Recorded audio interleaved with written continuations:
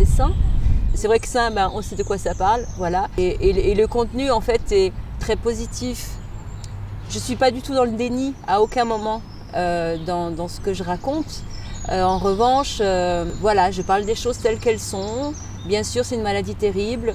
Bien sûr, autant de femmes, autant de cancers différents. J'ai voulu écrire ce qui m'arrivait au jour le jour. Donc, c'est un livre qui est écrit sous forme de journal. Il y a 2 ans et demi, j'ai appris que j'étais malade, que j'avais une maladie très grave, le cancer, des cancers au sein. Et passé l'annonce qui était difficile, bien sûr, j'ai été anéantie pendant quelques jours. Et très vite, je me suis rendu compte qu'en fait, quand on apprend quelque chose comme ça de difficile, soit on est détruit, soit on rebondit. Je me suis rendu compte très vite que j'avais beaucoup de force et je me suis mise à écrire. Et en même temps, parallèlement à ça, j'ai demandé à une amie à moi, Fanchon Bilbil, qui est photographe, de me suivre avec son appareil photo de façon à lier le tout. Après l'annonce du médecin, où justement j'étais anéantie, je me suis dit que je ne voulais pas subir ce cancer.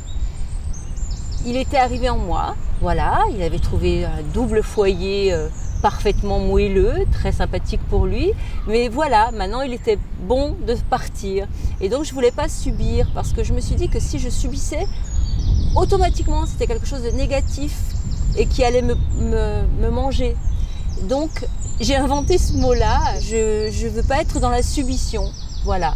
Moi, je pensais certainement que j'étais invincible. À partir du moment où on apprend qu'on est malade, on se dit waouh, on est mortel. Et donc, à partir du moment où on prend conscience de ça, on se dit que la vie est très courte et que il faut en profiter un maximum, aller à l'essentiel. Pour moi, c'était évident d'aider et j'ai fait vraiment ce livre dans ce but-là, de montrer aux gens que, évidemment, on connaît tous des gens qui sont morts du cancer du sein, mais on en connaît aussi plein qui sont vivants. Et pour moi, c'était important parce que j'étais comme persuadée que j'allais guérir. Et donc, je voulais montrer qu'on peut être vivante en ayant eu le cancer du sein. On peut ne plus avoir de sein et continuer à être femme. Malgré tout, voilà, une femme ne s'arrête pas à une paire de seins.